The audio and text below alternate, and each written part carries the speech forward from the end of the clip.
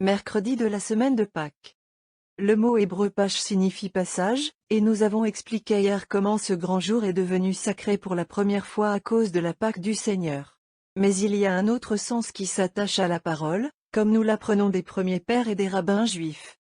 La Pâque est, de plus, le passage des Israélites d'Égypte à la terre promise. Ces trois grands faits se sont vraiment produits une seule et même nuit, le banquet de l'agneau, la mort du premier-né des Égyptiens et le départ d'Égypte. Considérons aujourd'hui comment ce troisième chiffre est un développement ultérieur de notre mystère pascal.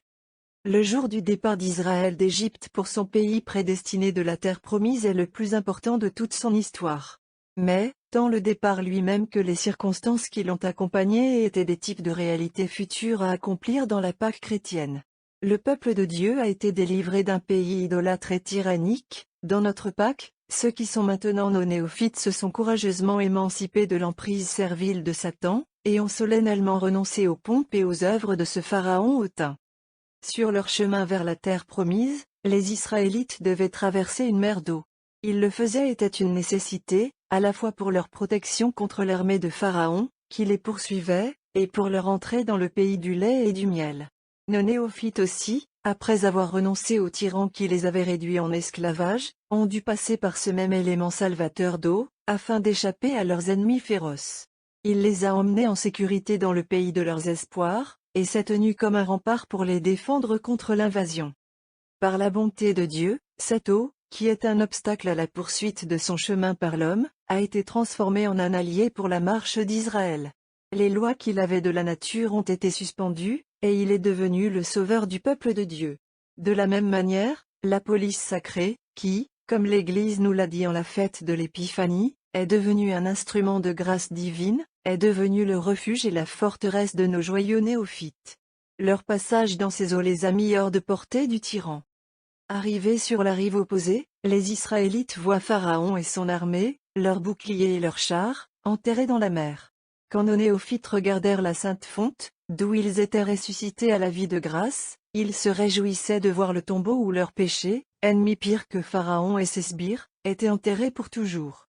Alors les Israélites marchèrent joyeusement vers la terre que Dieu leur avait promis de leur donner. Pendant le voyage, ils auront Dieu comme maître et législateur. Ils auront leur soif étanche par des fontaines jaillissant d'un rocher dans le désert. Ils seront nourris de manne envoyée chaque jour du ciel. Nos néophytes, eux aussi, courront sans entrave vers le pays céleste, leur terre promise. Ils traverseront le désert de ce monde, indemnes de ses misères et de ses dangers, car le législateur divin les enseignera, non pas au milieu du tonnerre et de la foudre, comme il l'a fait quand il a donné sa loi aux Israélites, mais avec des paroles persuasives d'amour des plus doux, prononcées avec cette douce manière qui a mis le feu au cœur des 2 disciples d'Emmaüs. Des sources d'eau les rafraîchiront à chaque tournant, oui, de cette eau vive que Jésus, il y a quelques semaines, a dit à la Samaritaine qu'il fallait donner à ceux qui l'adorent en esprit et en vérité. Et enfin, une manne céleste sera leur nourriture, les fortifiant et les ravissant, une manne bien meilleure que celle d'autrefois, car elle leur donnera l'immortalité. Pour que notre Pâque signifie tout cela, c'est un passage par l'eau vers la terre de la promesse, mais avec une réalité et une vérité que les Israélites n'avaient que sous le voile des types, sublimes en effet et divins, mais de simples types. Que notre Pâque, de la mort du péché originel à la vie de grâce, par le saint baptême, soit une grande fête avec nous. Ce n'est peut-être pas l'anniversaire de notre baptême. Peu importe, célébrons avec ferveur notre exode de l'Égypte du monde vers l'Église chrétienne, renouvelons, avec un cœur heureux et reconnaissant, nos vœux baptismaux, qui ont rendu notre Dieu si libéral dans ses dons pour nous, renonçons à Satan, à toutes ses œuvres et à toutes ses pompes. L'apôtre des gentils nous parle d'un autre mystère des eaux du baptême. Il donne suite à tout ce que nous avons dit, et fait également partie de notre Pâque. Il nous enseigne que nous étions cachés sous cette eau, comme l'était le Christ dans son tombeau. Et que nous sommes ensuite morts, et que nous avons été enterrés, avec lui. Romains 6 2.4, c'était la mort de notre vie de péché pour que nous puissions vivre à Dieu, nous devions mourir au péché. Quand nous pensons à la sainte font où nous avons été régénérés, appelons-la le tombeau, dans lequel nous avons enterré le vieil homme, qui ne devait pas avoir de résurrection. Le baptême par immersion, qui était l'ancien mode d'administration du sacrement, et qui est encore utilisé dans certains pays, exprimait cet enterrement spirituel. Le néophyte a été fait disparaître sous l'eau, il était mort à son ancienne vie, comme notre Jésus enterré l'était à sa vie mortelle. Mais, comme notre Rédempteur n'est pas resté dans le tombeau, mais est ressuscité vers une vie nouvelle, de même, dit l'apôtre, ceux qui sont baptisés, ressuscitent avec lui quand ils viennent de la fonte. Colossiens 2h12, ils portent sur eux les promesses d'immortalité et de gloire, et sont les membres vrais et vivants de cette tête, qui ne meurt plus maintenant. Voici, encore une fois, notre Pâques, notre passage de la mort à la vie. À Rome, la gare se trouve dans la basilique Saint-Laurent hors les murs. Elle est considérée comme la plus importante des nombreuses églises construites par Rome en l'honneur de son martyr préféré, dont le corps repose sous le maître-autel. Jusqu'à présent, les néophytes ont été conduits aujourd'hui, afin qu'ils puissent apprendre, à partir de l'exemple d'un soldat du Christ si courageux et généreux, combien ils devraient être courageux dans la confession de leur foi et fidèles dans la réalisation de leurs vœux baptismaux. Pendant plusieurs siècles, la réception du baptême a été une préparation au martyr. Mais, en tout temps, c'est un enrôlement au service du Christ, que nous ne pouvons quitter sans encourir la culpabilité et la peine des traîtres. Mas. L'introïte est composé de ces paroles, que le Fils de Dieu dira à ses élus, au jugement dernier, lorsqu'ils les appelleront dans son royaume. L'Église les applique aux néophytes, et élève ainsi leurs pensées vers ce bonheur éternel, dont le souvenir a soutenu les martyrs dans leurs souffrances. Introïte. Venez, bénis de mon Père, possédez le royaume, Alléluia, qui a été préparé pour vous depuis le commencement du monde. Alléluia, Alléluia, Alléluia. PS. Chantez au Seigneur un nouveau chant, chantez au Seigneur sur toute la terre. Gloire, etc. Venez, etc. Recueillir. Ô Dieu, qui, par la solennité annuelle de la résurrection de notre Seigneur, nous remplit de joie. Accordez-nous heureusement, afin que, par ces fêtes temporelles que nous célébrons, nous arrivions enfin à la possession de ces joies éternelles. Par le même, etc. À cela, l'Église, au cours de cette semaine, ajoute l'une ou l'autre des collectes suivantes. Contre les persécuteurs de l'Église. Écoutez avec miséricorde, nous vous supplions, Seigneur, les prières de ton Église, afin que, toutes les oppositions et les erreurs étant éliminées, elles te servent avec une liberté sûre. Par, etc. Pour le pape. Ô Dieu, pasteur et souverain de tous les fidèles, regarde dans ta miséricorde ton serviteur N, que tu as nommé pasteur sur ton Église. Et accorde, nous te supplions, que tant par la parole que par l'exemple, il édifie tous ceux qui sont sous sa responsabilité, et avec le troupeau qui lui est confié, arriver longuement au bonheur éternel. Par, etc. Épître. Leçon des Actes des Apôtres 3:2.12-19. En ces jours-là, Pierre ouvrant la bouche, dit, vous, hommes d'Israël, et vous qui craignez Dieu, écoutez. Le Dieu d'Abraham, et le Dieu d'Isaac, et le Dieu de Jacob, le Dieu de nos pères, ont glorifié son Fils Jésus, que vous avez effectivement livré et renié devant le visage de Pilate, quand il a jugé qu'il devait être libéré. Mais vous avez renié le saint et le juste, et vous avez désiré qu'un meurtrier vous soit accordé. Mais l'auteur de la vie que vous avez tué, que Dieu a ressuscité d'entre les morts, dont nous sommes témoins. Et maintenant, mes frères, je sais que vous l'avez fait par ignorance, comme l'ont fait aussi vos dirigeants. Mais ces choses que Dieu avait auparavant jetées par la bouche de tous les prophètes, pour que son Christ souffre, il les a ainsi accomplies. Soyez donc pénitents et convertissez-vous, afin que vos péchés soient effacés. Aujourd'hui encore, nous avons le prince des apôtres qui proclame à Jérusalem la résurrection de l'homme-dieu. À cette occasion, il était accompagné de Saint Jean, et venait de faire son premier miracle, celui de guérir l'homme boiteux, près d'une des portes du temple. Le peuple s'était entassé autour des deux apôtres, et Saint Pierre leur avait prêché. C'était la deuxième fois qu'il s'exprimait en public. Son premier sermon a amené 3000 personnes à recevoir le baptême. Celui d'aujourd'hui, 5000. L'apôtre a vraiment exercé à ces deux occasions sa charge de pêcheur d'hommes, que notre Seigneur lui a donnée lorsqu'il l'a appelé pour la première fois à être son disciple. Admirons la charité avec laquelle Saint Pierre demande aux Juifs de reconnaître Jésus comme leur Messie. Ce sont ces mêmes hommes qui l'ont renié.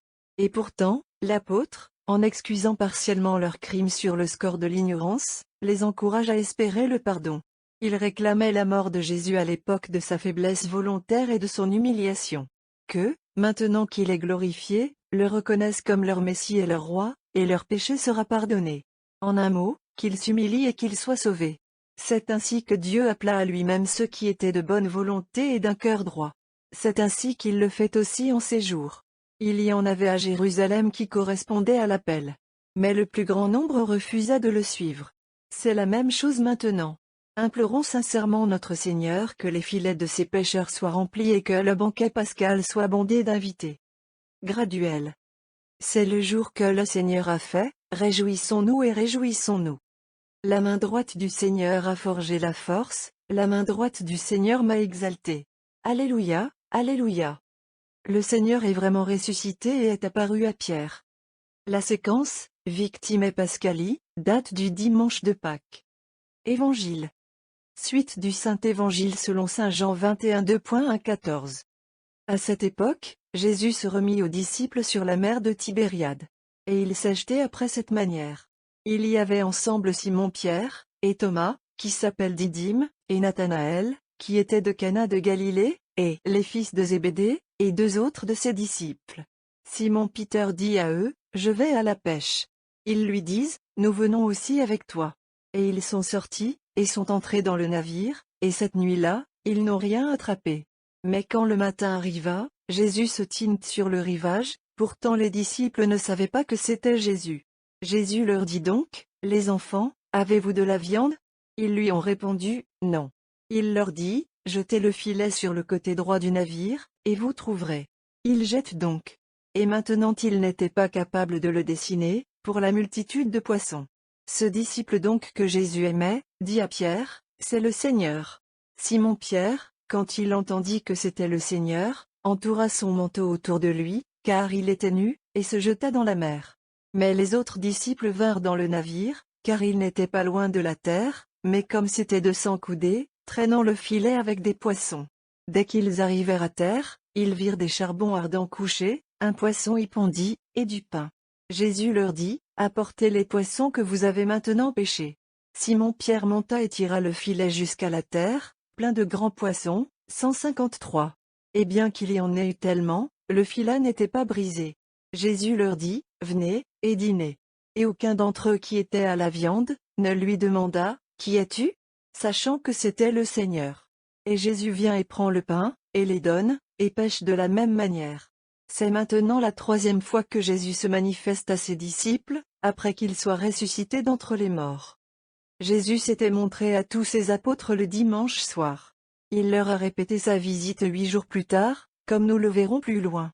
L'évangile d'aujourd'hui nous parle d'une 3e apparition, avec laquelle 7 des 11 ont été favorisés. Il a eu lieu sur la rive du lac Génézareth, qui, en raison de sa taille, a été appelée la mer de Tibériade. Les 7 sont ravis au-delà de toute mesure de voir leur divin maître. Il les traite avec une familiarité affectueuse et leur fournit un repas. Jean est le premier à reconnaître Jésus. Nous ne pouvons pas non plus nous étonner, sa pureté donne une perception aiguë à l'œil de son âme, comme il est écrit, « Heureux les purs de cœur, car ils verront Dieu. » Matthieu 5 2.8, Pierre se jette du navire, afin qu'il atteigne le plus rapidement son Seigneur. Son impétuosité naturelle se manifeste ici comme en tant d'autres occasions. Mais dans cette impétuosité, nous voyons qu'il aimait Jésus plus que ses compagnons disciples. Mais considérons attentivement les autres mystères de notre évangile. Les 7 disciples pêchent, c'est l'Église qui accomplit son apostolat. Pierre est le maître pêcheur. Il lui appartient de décider quand et où les filets doivent être jetés. Les 6 autres apôtres s'unissent à lui dans l'œuvre, et Jésus est avec eux tous, regardant leur travail et le dirigeant, car tout ce qui est obtenu par lui est tout pour lui. Les poissons sont les fidèles, car, comme nous avons déjà eu l'occasion de le remarquer, le chrétien était souvent appelé par ce nom dans les premiers âges. C'est la police, c'est l'eau, qui lui a donné sa vie chrétienne. Hier, nous nous demandions comment les Israélites devaient leur sécurité aux eaux de la mer Rouge. Et notre évangile d'aujourd'hui parle d'une Pâque, d'un passage des eaux de Génézareth à un banquet préparé par Jésus. Il y a aussi un mystère dans le nombre de poissons qui sont pris. Mais ce que signifient ces 153, nous ne le saurons peut-être jamais, jusqu'à ce que le jour du jugement révèle le secret. Il désigne probablement certaines divisions ou parties de la race humaine qui doivent être progressivement conduits, par l'apostolat de l'Église, à l'évangile du Christ, mais une fois de plus, jusqu'à ce que le temps de Dieu vienne, Le livre doit rester scellé. Ayant atteint le rivage, les apôtres entourent leur maître bien-aimé, et l'eau. Il leur a préparé un repaste, du pain et un poisson couché sur des charbons ardents. Ce poisson n'est pas l'un de ceux qu'ils ont eux-mêmes pêchés. Ils doivent y participer, maintenant qu'ils sont sortis de l'eau. Les premiers chrétiens interprètent ainsi le mystère. Le poisson représente le Christ, qui a été fait pour subir les tourments cruels de la passion, et dont l'amour pour nous était le feu qui l'a consumé, et il est devenu la nourriture divine d'entre eux qui sont régénérés par l'eau. Nous avons fait remarquer ailleurs que dans l'Église primitive, le mot grec pour poisson, ichthys, était vénéré comme un symbole sacré, dans la mesure où les lettres de ce mot formaient les initiales des titres de notre Rédempteur. Mais Jésus unirait, dans le même repas, à la fois le poisson divin, qui est lui-même, et ces autres poissons, qui représentent toute l'humanité, et qui ont été tirés de l'eau dans le filet de Pierre. La fête pascale a le pouvoir d'accomplir, par amour, une union intime et substantielle entre la nourriture et les invités, entre l'agneau de Dieu et les autres agneaux qui sont ses frères, entre le poisson divin et les autres qu'il a associés à lui-même par les liens les plus étroits de communion. Comme lui, ils ont été offerts en sacrifice. Ils le suivent dans la souffrance et dans la gloire. Voyez le grand diacre Laurence, autour duquel les fidèles sont maintenant rassemblés. Il a été rendu semblable à son divin maître, quand il a été brûlé à mort sur sa grille rougeâtre. Il partage maintenant avec lui, dans une Pâque éternelle, les gloires de la victoire de Jésus et les joies de son bonheur infini. L'offertoire est formé à partir des paroles du psaume, qui commémore la manne que le ciel a donnée aux Israélites, après leur passage par la mer Rouge. Mais la nouvelle manne est de loin supérieure à l'ancienne, qui ne nourrissait que le corps, que nos fonds baptismaux, qui lavent nos péchés, sont plus grands que les puissantes vagues, qui ont englouti Pharaon et son armée. Offertoire. Le Seigneur ouvrit les portes du ciel, et fit pleuvoir de la manne pour qu'ils mangent, il leur donna le pain du ciel, l'homme a mangé le pain des anges, Alléluia. Dans le secret, l'Église parle en termes élogieux du pain céleste qui nous nourrit et qui est la victime de notre sacrifice pascal. Secret. Nous t'offrons, Seigneur, avec joie, ces sacrifices pascals, par lesquels ton Église est merveilleusement nourrie et nourrie. Par, etc. À cela, l'Église, au cours de cette semaine, ajoute l'un ou l'autre des secrets suivants. Contre les persécuteurs de l'Église. Protège-nous, Seigneur, pendant que nous aidons à tes mystères sacrés, afin qu'étant employés dans des actes de religion, nous puissions te servir dans le corps et dans l'esprit. Par, etc. Pour le pape. Sois apaisé, Seigneur, de l'offrande que nous avons faite, et cesse de ne pas protéger ton serviteur reine, que tu as été heureux de nommer pasteur au-dessus de ton Église. Par, etc. Notre Seigneur dit. C'est le pain qui descend du ciel, que si un homme en mange, il ne peut pas mourir. Jean 6h50, dans l'hymne de communion, nous avons l'apôtre qui nous dit que le Christ, ressuscité d'entre les morts, ne meurt plus maintenant. Ces deux textes nous racontent l'effet produit dans nos âmes par la Sainte Eucharistie, nous mangeons une nourriture immortelle, et elle nous communique sa propre vie éternelle. Communion. Le Christ ressuscitant d'entre les morts, ne meurt plus, Alléluia, la mort n'aura plus de domination sur lui. Alléluia, Alléluia. Dans la post-communion, l'Église prie pour nous, afin que nous recevions les effets de la nourriture divine dont nous venons de participer. Elle prie pour qu'elle nous purifie et substitue le nouveau principe, qui est dans notre Jésus ressuscité, à l'ancien qui était en nous. Post-communion. Accorde-toi que nous te supplions, Seigneur, qu'étant purifiés du vieux levain, la réception de ton vénérable sacrement puisse nous transformer en une nouvelle créature, qui vit, etc. À cela, l'Église, au cours de cette semaine, ajoute l'une ou l'autre des post-communions suivantes. Contre les persécuteurs de l'Église. Nous te supplions, ô Dieu Tout-Puissant, de ne pas laisser exposer au danger de la vie humaine, ceux que tu as permis de prendre part à ces mystères divins. Par, etc. Pour le pape. Que la participation de ce sacrement divin nous protège, nous te supplions, Seigneur, et d'assurer toujours la sécurité et la défense de ton serviteur reine, que tu as nommé pasteur sur ton Église, avec le troupeau engagé à sa charge. Par, etc. Bénédiction de l'Agnus Dei. Le mercredi de la semaine de Pâques est le jour mis à part, à Rome, pour la bénédiction de l'Agnus Dei. Cette cérémonie est célébrée par le pape, la première et la 7e année de son pontificat. Les Agnus Dei sont des disques de cire, sur lesquels sont estampillés, d'un côté l'image de l'agneau de Dieu, et de l'autre celle d'un saint. La coutume de les bénir à Eastertide est très ancienne. Nous en trouvons des traces dans la liturgie, même au 7e siècle.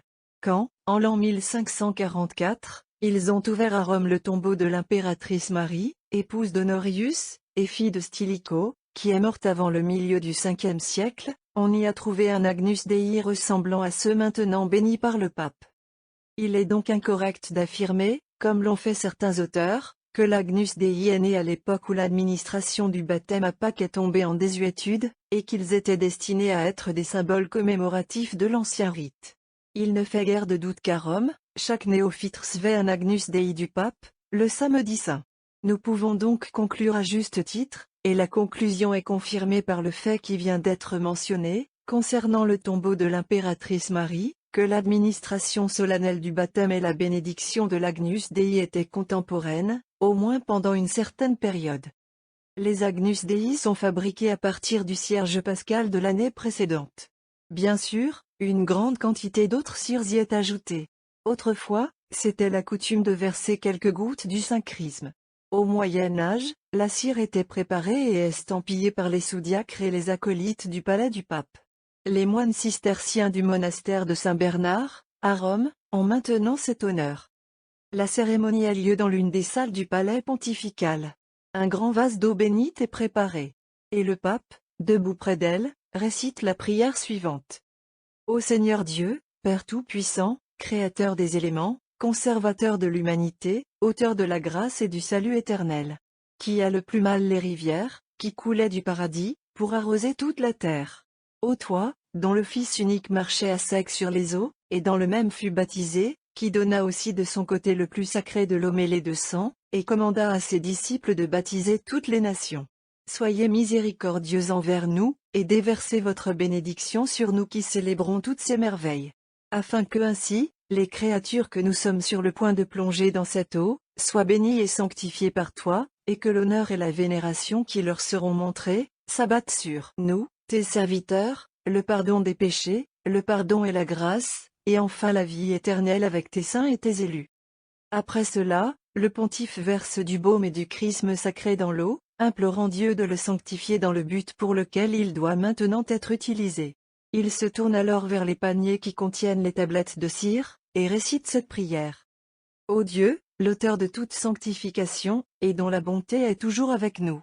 Toi qui, quand Abraham, le père de notre foi, se préparait à tuer son fils Isaac en obéissant à tes commandements, tu as voulu qu'il accomplisse son sacrifice en offrant le bélier qui était empêtré dans l'ébrier.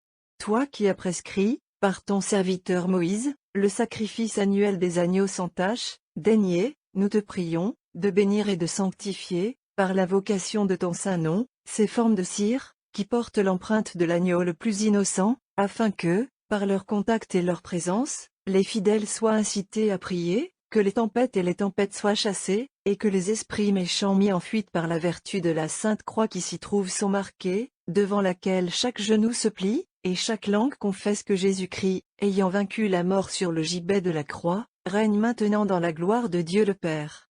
C'est lui qui, lorsqu'il fut conduit à la mort comme une brebis à abattre, t'offrit à son Père le sacrifice de son propre corps, afin qu'il ramène la brebis perdue qui avait été égarée par la fraude du diable, et la porte, sur ses épaules, dans le giron du ciel. Ô Dieu tout-puissant et éternel, l'instituateur des cérémonies et des sacrifices de la loi, qui daigne détourner ta colère des hommes pécheurs, aussi souvent qu'il t'a offert des victimes de propitiation, qui acceptèrent gracieusement les sacrifices faits par Abel, Melchisédek, Abraham, Moïse et Aaron, dont les sacrifices n'étaient en effet que des figures, mais qui, par ta bénédiction, furent sanctifiés et profitables à ceux qui les offraient humblement. Accorde-toi, nous t'implorons qu'en tant qu'agneau innocent, Jésus-Christ ton Fils, lorsqu'il est immolé à ta volonté sur l'autel de la croix, délivrer notre premier parent de la puissance du diable, ainsi que ces agneaux immaculés, que nous présentons à ta divine majesté pour une bénédiction, soient enduits de puissance pour le bien. Daignez les bénir, les sanctifier, les consacrer, leur donner le pouvoir de protéger ceux qui les portent avec dévotion contre la méchanceté des démons, contre les tempêtes, la peste, la maladie, le feu et les ennemis. et les rendre efficaces pour protéger la mère et son enfant, face aux dangers du travail. Par Jésus-Christ, ton Fils, notre Seigneur. Après ces prières, le pape se ceinture d'un tissu et s'assoit près du récipient d'eau bénite.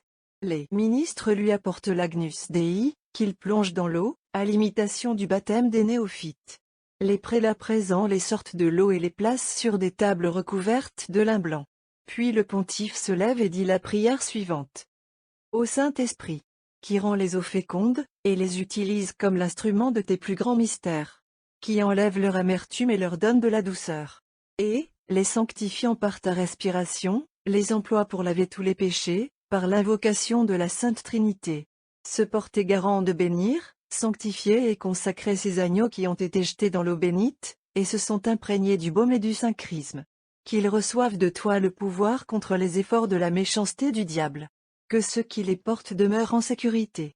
Qu'ils aient cherché à craindre le danger. Que la méchanceté des hommes n'ait pas le pouvoir de les blesser. Et que tu sois heureusement leur force et leur consolation. Seigneur Jésus-Christ, Fils du Dieu vivant, qui sont l'agneau innocent, le prêtre et la victime, que les prophètes appelaient la vigne et la pierre angulaire, qui nous ont rachetés par ton sang, et, de ce même, ont signé nos cœurs et nos fronts, afin que l'ennemi, en passant devant nos demeures, ne nous cause pas sa colère. Qui est l'agneau immaculé, offert dans des sacrifices incessants, qui sont l'agneau pascal, deviennent, sous l'espèce sacramentelle, le remède et le salut de nos âmes, qui nous guide à travers la mer de cette vie présente vers la résurrection et la gloire de l'éternité. Daigne, nous te supplions, de bénir, de sanctifier et de consacrer ces agneaux immaculés, que, en ton honneur, nous avons formés à partir de cire vierge, et que nous avons imprégnés d'eau bénite, de baume sacré et de chrisme, dans l'intention de commémorer par la présente que vous avez été divinement conçus par l'opération du Saint-Esprit. Protégez ceux qui les portent du feu, de la foudre, des tempêtes et de toute adversité. Accorde-les pour qu'elles soient une sauvegarde pour les mères dans les douleurs de l'accouchement, comme tu t'as aidé à t'avoir aidé quand elle t'a donné naissance. Et comme toi, jusqu'à présent, tu as sauvé Suzanne de ses faux accusateurs, et le martyr béni et vierge Thecla de la torture, et Pierre de ses chaînes de prison. Alors, maintenant, garant de nous délivrer des dangers de ce monde, et de nous donner de mériter la vie éternelle avec toi. Les Agnus Dei sont ensuite respectueusement pris, et conservés pour la distribution solennelle qui sera faite le samedi suivant. Il n'est pas difficile de voir comment cette cérémonie porte sur le Pasch.